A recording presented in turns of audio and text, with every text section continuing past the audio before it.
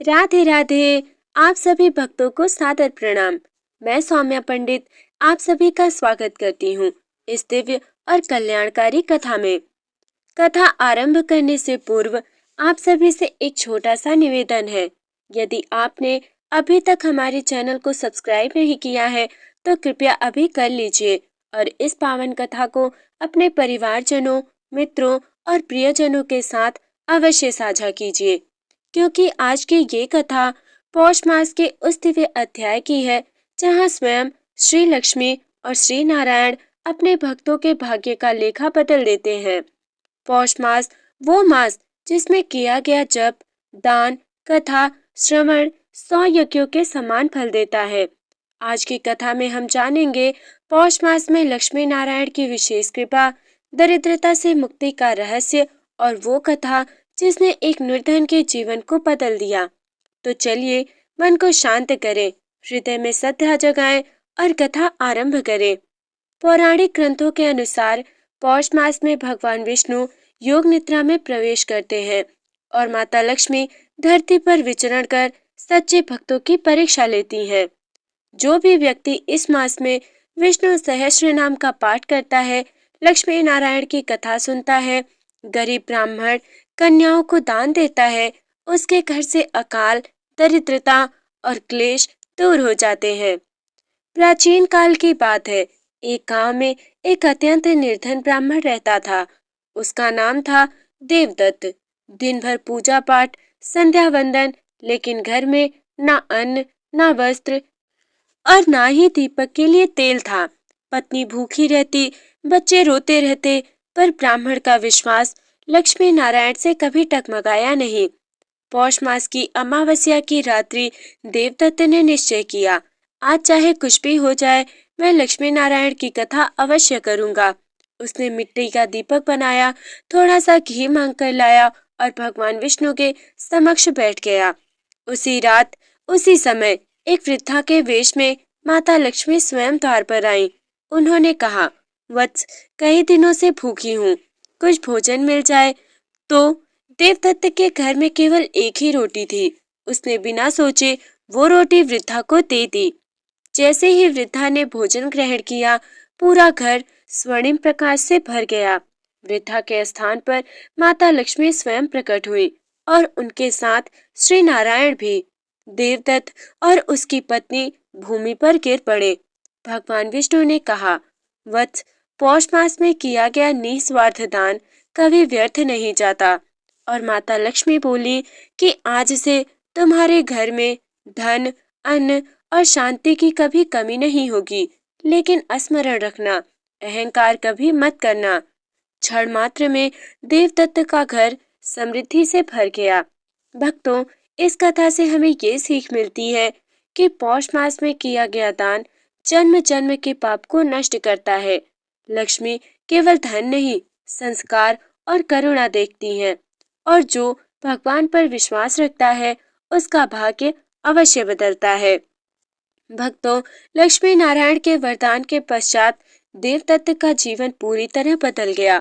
जहाँ पहले घर में भूख थी, वस्त्र फटे थे, अपमान सहना पड़ता था, वहीं अब अन्न के भंडार भर गए, घर में दीपक दिन रात जलने लगे और लोग सम्मान से शीश झुकाने लगे। लेकिन सबसे बड़ी बात ये थी कि देवदत्त के मन में कोई अभिमान नहीं आया। वो प्रतिदिन कहता, ये सब लक्ष्मी नारायण की कृपा है, मेरा तो कुछ भी नहीं है। एक दिन गांव के वृद्ध साधु ने कहा, वत्स, यदि तू सच में इस कृपा को अस्थायी बनाना चाहता है तो पौष मास में लक्ष्मी नारायण व्रत अवश्य कर। देवदत्त ने पौष मास के शुक्ल पक्ष में व्रत का संकल्प लिया। उस दिन प्रातः स्नान कर पीले वस्त्र धारण किए, तुलसी, चावल, फूल और दीपक से लक्ष्मी नारायण की पूजा की। पूजा विधि उसने बहुत ही सरल तरीके से की। सबसे पहले उसने भगवान विष्णु को तुलसी दल अर्पित किया, माता लक्ष्मी को कमल पुष्प पर विराजित किया, खीर और गुड़ का भोग लगाया। फिर श्रद्धा से बोला, हे माता पिता स्वरूप लक्ष्मी नारायण, मेरा जीवन आपकी शरण में है। पूजा के बाद देवदत्त में लक्ष्मी नारायण की कथा पढ़ी। ग्रंथों में कहा गया है कि पौष मास में कथा सुनने मात्र से पूर्व जन्म के दरिद्र योग समाप्त हो जाते हैं। उस दिन देवदत्त के घर अद्भुत शांति थी। उसी रात घर के आंगन में अपने आप कमल खिल गया। दीपक बिना बुझे पूरी रात चलता रहा। गांव वालों ने इसे लक्ष्मी नारायण की उपस्थिति का संकेत माना। धीरे धीरे पूरे गांव में ये बात फैल गई कि पौष मास में लक्ष्मी नारायण की कथा सच में चमत्कार करती है। अब दुखी लोग आने लगे, संतानहीन दंपत्ति आए, ऋण से पीड़ित व्यापारी आए, और जो भी श्रद्धा से कथा सुनता उसके जीवन में कोई न कोई सकारात्मक परिवर्तन अवश्य होता। एक रात्रि देवदत्तों को स्वप्न आया। माता लक्ष्मी बोली, वत्स, धन वही श्रेष्ठ है जो बांटा जाए। जो पौष मास में भूखे को अन्न, दुखी को आश्रय और भगवान को स्मरण देता है, वही सच्चा धनी है। देवदत्त की आंखों से आंसू बहने लगे। तो भक्तों, इस भाग में हमें ये शिक्षा मिलती है कि पौष मास का व्रत जीवन की दिशा बदल देता है। लक्ष्मी नारायण केवल धन नहीं, धर्म और विवेक देते हैं, और कथा सुनना और सुनाना दोनों समान पुण्यदायी है। भक्तों, देवदत्त के गांव के समीप एक विशाल राज्य था, जिसका राजा था धर्मकेतु। राजा अपार धन का स्वामी था, सेनाएं थी, महलों में वैभव था, लेकिन भक्ति नहीं थी, करुणा नहीं थी, ईश्वर में विश्वास नहीं था। वो कहता, सब कुछ मेरे पराक्रम से है, भगवान की क्या आवश्यकता। एक दिन राजा ने सुना कि एक साधारण ब्राह्मण पौष मास में लक्ष्मी नारायण की कथा से समृद्ध हो गया है। राजा हंसा, यदि ऐसा है तो मैं भी देखूंगा ये कैसा भगवान है। राजा ने देवदत्त को दरबार में बुलाया। उसने व्यंग्य से कहा, तुम कहते हो लक्ष्मी नारायण सब कुछ देते हैं, तो क्या वे मेरा राज्य भी चला सकते हैं? देवदत्त शांत स्वर में बोला, महाराज, जो सबका पालन करता है वही राज्य भी चला सकता है। राजा क्रोधित हो गया। राजा ने घोषणा की, यदि लक्ष्मी नारायण सच्चे हैं तो 3 दिनों में मेरे राज्य की विपत्ति दूर करे, नहीं तो ये कथा झूठी मानी जाएगी। देवदत्त ने सिर झुकाकर कहा, ईश्वर की परीक्षा मनुष्य नहीं ले सकता, पर जो होगा वही सत्य सिद्ध करेगा। अगले ही दिन वर्षा रुक गई, खेत सूखने लगे, खजाने में आग लग गई, प्रजा में रोग फैलने लगा। राजा घबरा गया। जिसे वो अपना पराक्रम समझता था, वो सब निष्फल हो गया। तीसरे दिन राजा अकेले देवदत्त के आश्रम पहुंचा। उसने पहली बार सिर झुकाया। मुझे क्षमा करे, मेरा अहंकार मेरी आंखों पर पड़ा था, मुझे मार्ग दिखाइए। देवदत्त ने कहा, आज पौष मास की पवित्र रात्रि है। यदि आप सच्चे मन से लक्ष्मी नारायण की शरण ले तो सब ठीक हो जाएगा। राजा नंगे पांव बैठा, दीपक जलाया, पहली बार ओम नमो नारायणाय का जप किया। रात्रि के अंतिम प्रहर आकाश में प्रकाश भर गया। भगवान विष्णु और माता लक्ष्मी दिव्य रूप में प्रकट हुए। भगवान बोले, राजन, राज्य नहीं, अहंकार पतन का कारण बनता है।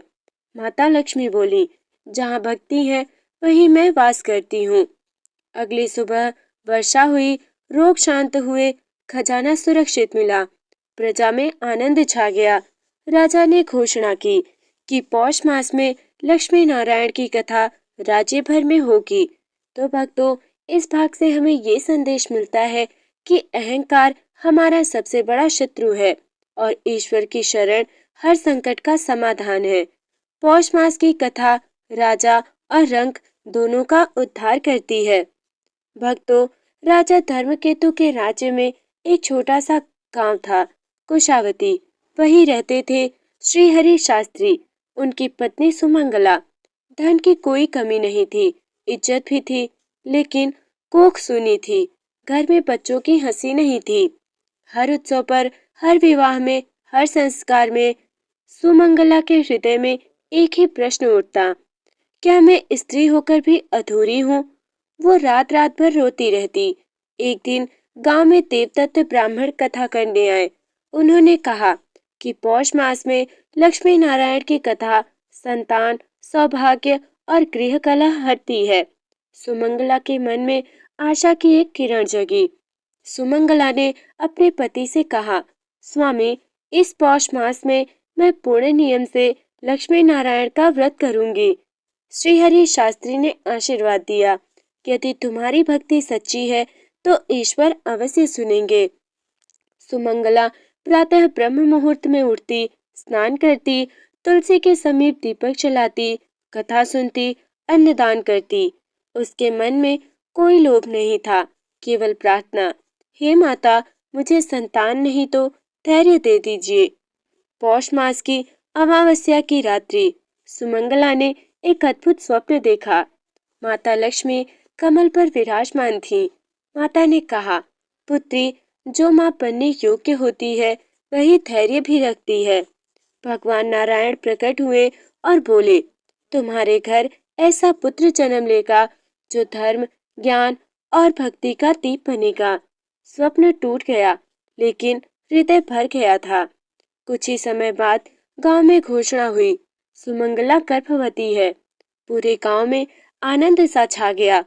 9वें मास एक तेजस्वी बालक ने जन्म लिया। राजा धर्मकेतु स्वयं उस बालक को देखने आए। उन्होंने कहा, ये बालक लक्ष्मी नारायण की कृपा का साक्षात प्रमाण है। तो भक्तों, इस भाग से हमें ये शिक्षा मिलती है कि धैर्य सबसे बड़ी तपस्या होती है और पौष मास में लक्ष्मी नारायण की भक्ति स्त्रियों के लिए अत्यंत फलदायी है। ईश्वर देर से करते हैं, लेकिन अंधेर नहीं करते। भक्तों, राजा धर्मकेतु के ही राज्य में एक नगर था, वसंतपुर।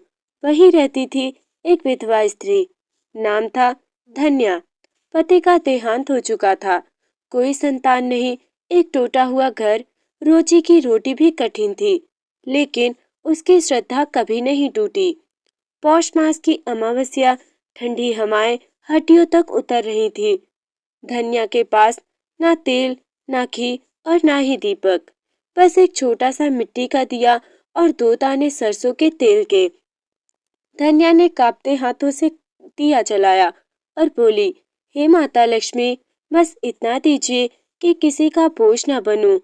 उसी क्षण 2 ब्राह्मण रूप में लक्ष्मी नारायण उसकी कुटिया में आए। भगवान बोले, माँ, कुछ भोजन मिलेगा? धन्या की आंखें भर आईं। उसके पास बस एक सूखी रोटी थी। उसने वही अर्पित कर दी। माता लक्ष्मी ने मुस्कुराकर कहा, जो अपने लिए नहीं दूसरों के लिए जीता है वही वास्तव में धनी होता है। क्षण भर में कुटिया प्रकाश से भर गई। अगले दिन टूटा घर पक्का मकान बना, खाली कोठरी अन्न से भर गया, फटे वस्त्र रेशमी हो गए।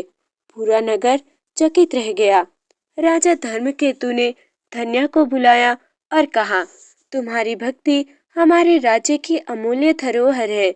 उसे सम्मान सहित आश्रय और सेवा दी गई।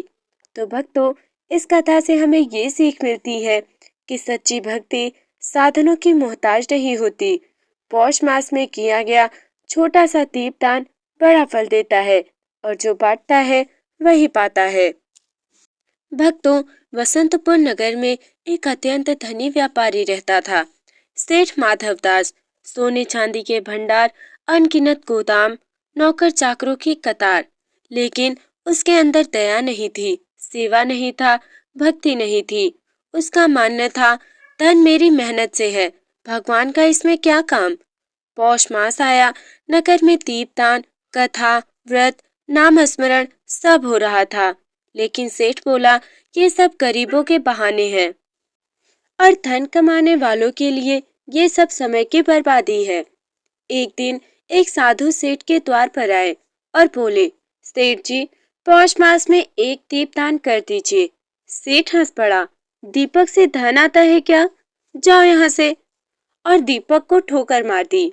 उसी क्षण अदृश्य रूप में माता लक्ष्मी बोली, जहाँ अहंकार होता है वहाँ मैं नहीं ठहरती। धीरे धीरे व्यापार घाटे में गया, नौकर भागने लगे, सारा धन नष्ट होने लगा। एक ठंडी रात सेठ के घर बस एक दिया चल रहा था। सेठ अकेला बैठा था। उसी समय स्वप्न में श्री लक्ष्मी नारायण प्रकट हुए। भगवान बोले, धन का घमंड सबसे बड़ा दरिद्रता का कारण है। सेठ की आंख खुली, वो रो पड़ा। सुबह होते ही साधुओं को बुलाया, दीपदान किया, अन्न वस्त्र दान दिया और बोला, आज समझ आया, धन नहीं, कृपा ही सब कुछ है। कुछ ही दिनों में व्यापार संभलने लगा, घर में शांति लौटी। सेठ का मन बदल गया और वो कहता, जो भगवान का है वही सच्चा धन है।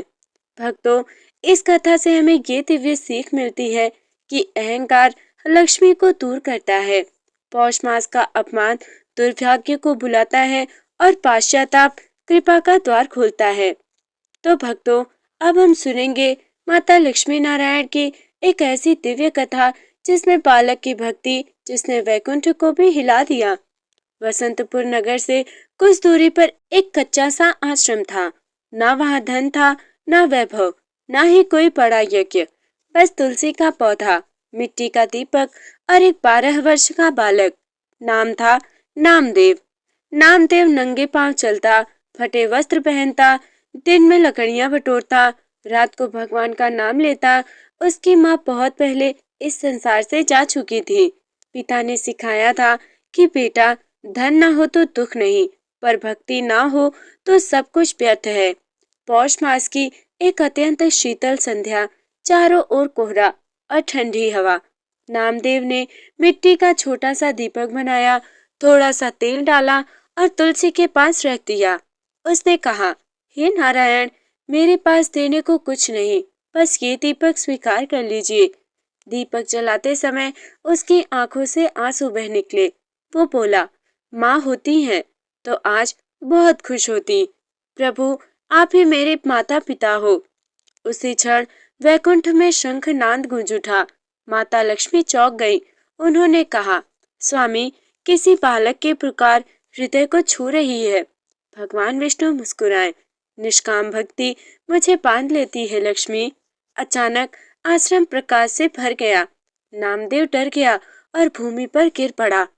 उसने कांपती आवाज में कहा, यदि ये स्वप्न है तो टूटे नहीं। भगवान बोले, नामदेव, ये स्वप्न नहीं, भक्ति का फल है। माता लक्ष्मी ने उसके सिर पर हाथ रखा। जहाँ निष्कपट हृदय होता है, वहाँ मैं स्वयं आती हूँ। भगवान ने कहा, मांगो, क्या चाहिए? नामदेव बोला, मुझे कुछ नहीं चाहिए, बस ये दीप हर पौष मास चलता रहे। उस दिन के बाद आश्रम में अन्न की कमी न रही। रोगी ठीक होने लगे, लोग दूर दूर से आने लगे, लेकिन नामदेव वैसा ही रहा, सरल, विनम्र और भक्त। तो भक्तों, इस कथा से हमें ये दिव्य सीख मिलती है कि निष्काम भक्ति भगवान को भी बांध लेती है और छोटा सा दीपक बड़ा भाग्य जगा सकता है। और पौष मास में बालक की भक्ति भी बैकुंठ पहुंचा देती है। भक्तों, नामदेव के आश्रम की कीर्ति दूर दूर तक फैल चुकी थी। लोग कहते, जहाँ वो बालक रहता है वहाँ लक्ष्मी नारायण स्वयं आते हैं। ये बात वसंतपुर नगर के राजमहल तक पहुंची। राजा धर्मकेतु ने कहा, यदि ये सत्य है तो उस बालक की भक्ति परखी जानी चाहिए। राजा ने अपने मंत्रियों से कहा, जाओ, उसे वैभव का स्वाद चखाओ। अगले ही दिन राजमहल से स्वर्ण जड़ित रथ गया। दूत बोला, राजा ने आपको राजमहल आमंत्रित किया है। नामदेव ने विनम्रता से कहा, यदि प्रभु की इच्छा हो तो अवश्य चलूंगा। राजमहल में सोने के स्तंभ, चांदी की चौखट, रत्नों की झिलमिलाहट। राजा बोला, ये सब तुम्हारा है, बस राजगुरु बन जाओ। नामदेव ने एक क्षण आंखें बंद की। उसके मन में माँ की आवाज गूंजी, धन से नहीं, भक्ति से जीना। उसने कहा, महाराज, ये वैभव सुंदर है, पर मेरा मन उस दीपक पे बसता है। जैसे ही उसने ये कहा, महल का वैभव क्षण भर में फीका पड़ गया। राजा चकित रह गया। वही सभा में दिव्य प्रकाश फैला। भगवान विष्णु प्रकट हुए। राजन, जो भक्ति को वैभव से नहीं तोलता वही सच्चा भक्त है। माता लक्ष्मी बोली, जिसे धन की चाह नहीं, उसी के पास मैं स्वयं ठहरती हूँ। राजा धर्मकेतु भूमि पर गिर पड़ा। मुझे क्षमा करें प्रभु, मैंने भक्ति की परीक्षा ली। भगवान बोले, अब परीक्षा समाप्त हुई। तो भक्तों, इससे हमें ये शिक्षा मिलती है कि वैभव परीक्षा बन सकता है और सच्ची भक्ति आकर्षण में भी अडिग रहती है और पौष मास वैराग्य को मजबूत करता है। भगवान के अंतर ध्यान होते ही सभा में सन्नाटा छा गया। राजा धर्मकेतु दीर्घ निःश्वास लेते हुए बोले, आज समझ आया, राज सिंहासन नहीं, भक्ति ही सबसे ऊंची है। उनकी आंखों से आंसू बहने लगे। राजा ने मंत्रियों से कहा, जिस अहंकार ने मुझे भक्त की परीक्षा लेने को प्रेरित किया, वही मेरा सबसे बड़ा दोष था। राजा ने उसी क्षण अपने मुकुट को उतार दिया।